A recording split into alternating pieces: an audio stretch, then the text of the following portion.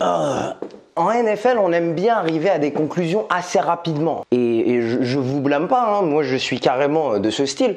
Parce qu'une carrière moyenne en NFL, c'est seulement 3 saisons. Et bah, du coup, il faut vite savoir si ça fonctionne ou pas. Parce que sinon, tu risques de prendre du retard, les autres équipes s'améliorent. Donc il faut vite faire une conclusion sur des joueurs. Alors quand un joueur arrive dans la ligue, se fait drafter à 22 ans, il faut être rapide, il faut savoir si ça fonctionne ou pas. Mais s'il y a bien un poste où il faut être patient, c'est le poste de quarterback.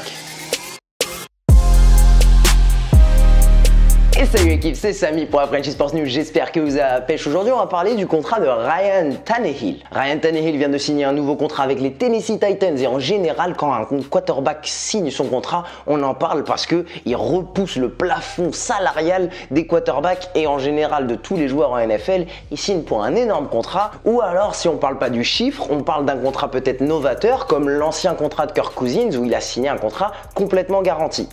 Mais Ryan Tannehill, il rentre pas dans ces deux cas. Alors pourquoi je veux en parler ? Ça marche bien Donc Ryan Tannehill a signé chez les Titans de Tennessee pour une extension de contrat de 4 ans, 118 millions de dollars avec 91 millions garantis. Mais malgré ces gros chiffres, il sera seulement, entre guillemets, le 7e quarterback le mieux payé cette année, le 8e l'année prochaine et le 4e quarterback le mieux payé en 2022 et 2023. Mais ça, il faut pas forcément le garder en tête parce que tu as des grands noms qui vont re-signer des nouveaux contrats, qui vont sûrement le dépasser. Des Lamar Jackson qui vient de gagner le titre de MVP, des Patrick Mahomes qui vient de gagner le titre de MVP et de MVP du Super Bowl, de Sean Watson, Kirk Cousins qui vient de re-signer. Alors certains liront pour toujours le cas Ryan Tannehill et Derrick Henry, parce que Derrick Henry a été le capitaine de cette équipe des Titans. C'était le cœur et l'âme de cette équipe des Titans. Et sans Derrick Henry, cette équipe n'arrive jamais en playoff, ni même en AFC Championship face aux Chiefs. Et donc, ces mêmes personnes, ils vont dire que Ryan Tannehill, il mérite pas son contrat. Et donc j'ai envie de parler de ça aujourd'hui. Ryan Tannehill a été drafté en 2012 avec les Dolphins. Il arrive dans une organisation qui a connu que de l'échec dernièrement, avec des mauvais coachs, pas de cohésion et il n'a pas de défense avec lui. Son meilleur receveur pendant toutes ces années aux Dolphins, c'était Brian Hartline. Si ça vous parle pas, c'est normal. Il a été coaché par deux coachs, Adam Gase et Joe Philbin. Adam Gase qui a perdu plus de matchs qu'il en a gagné pendant sa carrière NFL et qui est déjà en train de perdre le vestiaire des Jets. Et Joe Philbin qui n'a jamais été head coach avant Ryan Tannehill et qui a été head coach pour seulement quelques matchs après que Ryan Tannehill soit parti des Dolphins. C'est pas du bon coaching qu'il a eu autour de lui. Et avec tout ça, sa meilleure saison avant d'arriver à Tennessee, c'était 4 milliards. 27 touchdowns et 8 interceptions.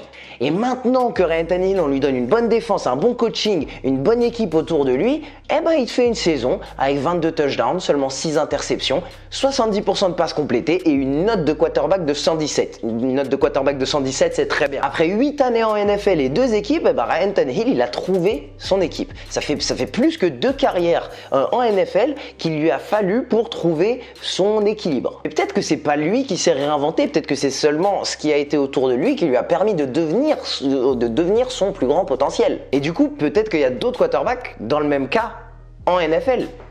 Une bonne défense, une bonne ligne, un bon coaching. Ça, c'est des ingrédients que je recherche quand je juge un quarterback. Est-ce qu'il a ces choses autour de lui? Si oui, et qu'il n'est pas très bon, je vais être dur avec lui.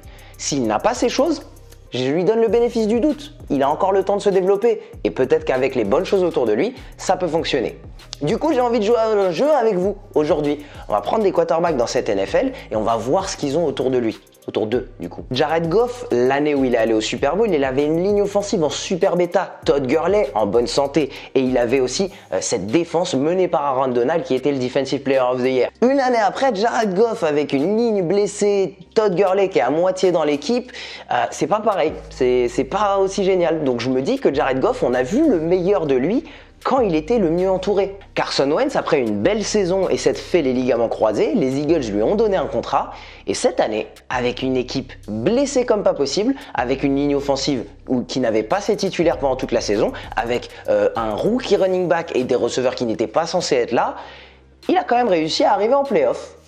Peut-être qu'il est bon Carson Wentz. On reste à Philadelphie, Nick Foles, il a fait 3 matchs absolument géniaux pour gagner le Super Bowl, il a fait des belles performances la saison d'après et il prend un gros contrat chez les Jaguars. Mais entouré d'un moins bon coaching, entouré d'une moins bonne culture, ça fonctionne pas pareil. Peut-être que Nick Foles, il méritait pas ce contrat. Peut-être qu'on a vu le meilleur de Nick Foles quand il était bien entouré. Jimmy Garoppolo, cette année-là, quand il est arrivé jusqu'au Super Bowl, J'ai du mal à me dire que je vais voir un meilleur Jimmy Garoppolo pendant le reste de sa carrière. Il avait la meilleure défense de la ligue peut-être. Il avait la meilleure ligne offensive et le meilleur play caller offensif de la ligue.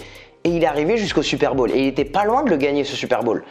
J'ai pas l'impression que je vais voir beaucoup mieux de la part de Jimmy Garoppolo pendant sa carrière. Le côté complètement opposé, c'est Josh Rosen qui est arrivé chez les Cardinals et qui est arrivé chez les Dolphins, deux franchises qui avaient une très très mauvaise culture. Il n'a jamais eu une bonne ligne offensive, il n'a jamais eu un excellent head coach autour de lui. Et après deux équipes mauvaises comme ça, Josh Rosen, il risque de quitter cette ligue. Et on va peut-être jamais voir son potentiel, parce que je juge pas Josh Rosen autour de ces deux équipes. J'aimerais bien le voir dans une équipe où il a plus de choses autour de lui. Même chose pour Dwayne Haskins, qui a fini la saison l'an dernier pour les Redskins, mais c'était n'importe quoi du côté des Redskins. Les coachs savaient qu'ils allaient partir. Le manager ne voulait même pas de Haskins.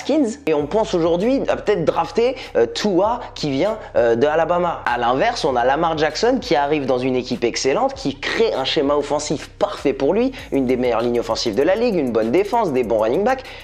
Tout était là pour fonctionner pour Lamar. Je me dis que Lamar Jackson, on a peut-être vu le meilleur de Lamar Jackson. Si à la place de Lamar Jackson, on avait un Kyler Murray, ils iraient en playoff ces Ravens. Si à la place de Lamar Jackson, on avait Ryan Tannehill, Josh Allen, Jameis Winston, dites-le moi dans les commentaires. Est-ce que cette équipe irait quand même en playoff? Moi, je pense que oui. Peut-être qu'ils ne seraient pas MVP parce qu'ils n'ont pas les mêmes qualités athlétiques que Lamar Jackson, mais ils iraient quand même en playoff. Pour revenir sur Kyler Murray, je suis complètement vendu et je suis fan de Kyler Murray parce que je le vois arriver dans cette équipe qui a une ligne offensive très moyenne, une défense qui se cherche, qui s'est améliorée pendant la saison, et un coach qui n'a jamais rien prouvé en NFL, et il a quand même réussi à coller des belles équipes pendant la saison. Kyler Murray, ça fonctionne pour moi. Un autre quarterback que je défends, et je vais devoir le défendre très dur parce que beaucoup de gens doutent de lui, Sam Darnold. Pour moi, Sam Darnold est un excellent quarterback parce qu'on a pu voir les Jets avec et sans Sam Darnold. Sans Sam Darnold, on voit que c'est la pire équipe offensivement. Ils ont la pire ligne offensive, ils ont un coach qui est en conflit complet avec deux stars, Le'Veon Bell et Jamal Adams. Et sans Sam Darnold dans cette équipe, ils se font rouler dessus par n'importe quelle équipe de cette NFL. Et quand Sam Darnold revient, ils battent les Cowboys, ils battent les Steelers et ils battent les Bills. Donc pour moi, Sam Darnold, il est bon, il est excellent. J'aimerais le voir juste dans une meilleure situation. Et pour finir, on peut parler de Josh Allen. Josh Allen, vous savez si vous me suivez sur Twitter que je doute un petit peu de lui. Chez les Bills, il a une excellente équipe, très bonne défense, très bonne ligne offensive, un bon coaching. Tout est carré. Pour moi, Josh Allen, c'est un bon quarterback, mais quand tu as une équipe qui est prête à gagner le Super Bowl, ça peut être la pièce qui va te limiter pour gagner un Super Bowl. Je pense que cette équipe, elle peut gagner un Super Bowl avec un Deshaun Watson en tant que quarterback. Et voilà, moi je me dis que Josh Allen, il va pas avoir énormément de fois pendant sa carrière une équipe aussi bonne que les Bills ont actuellement. Du coup, je doute de lui. Et voilà l'équipe, cette vidéo était un petit peu courte, je voulais réagir un petit peu au contrat de Ryan Tannehill. Je pense que il mérite ce contrat parce qu'il a montré qu'autour d'une bonne équipe, il peut porter et gagner des matchs en playoff. Je l'ai vu faire des très bons lancers en playoff, surtout face aux Ravens. Moi, si je suis les Titans, pour moi, c'était la meilleure option possible pour avancer vers le futur. Je ne serais pas allé chercher un Tom Brady, j'aurais pas cherché un Jameis Winston, j'aurais pas drafté un quarterback. Je suis très content avec cette décision. Ils ont bien fait de mettre un franchise tag sur Derrick Henry parce que Derrick Henry, tu ne veux pas lui donner un contrat au long terme. Il a déjà porté le ballon bien trop de fois. Il ne pourra pas prendre tant de coups, prendre tant de hits et performer dans 3-4 ans. Donc voilà, je pense que c'est une bonne décision de la part des Titans. Ils ont un bon coach avec Mike Vrabel. Ils continueront à avoir une bonne ligne offensive et une bonne défense. Attention avec le départ de Jack Conklin, peut-être que offensivement ça va aller un tout petit peu moins bien. Mais c'est tout de même une priorité qui est checké du côté des Titans de Tennessee. Ça va être une bonne équipe dans cette division de la NFC South, dans la AFC South, pardon. Et pendant cette période d'intersaison, je vais analyser un petit peu plus sur Twitter ce qui se passe parce qu'il y a beaucoup de mouvements qui vont se passer que je vais devoir analyser rapidement. Donc suivez-moi sur Twitter si vous voulez suivre ça. Et pour tout le reste, on se retrouve sur YouTube la semaine prochaine pour plus de NFL, plus de NBA. Ce sera tout pour moi. Allez, ciao!